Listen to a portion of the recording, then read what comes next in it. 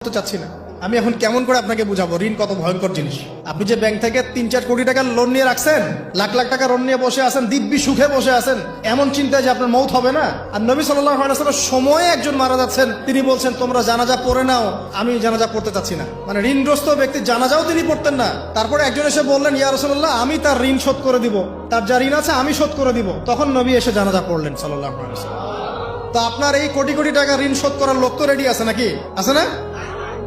সমস্যা নেই, আপনার জানাজা পড়া হবে, আপনার মিলাদও হবে, আপনার একটা বড়সড় দোয়াও হবে ইনশাআল্লাহ। কিন্তু আল্লাহ পাক বলেছেন শহীদ, আল্লাহর পথে যুদ্ধ করে শহীদ হয়েছে, এই ব্যক্তির আত্মাও ঝুলে থাকে যতক্ষণ পর্যন্ত না তার ঋণটা শোধ করা হয়।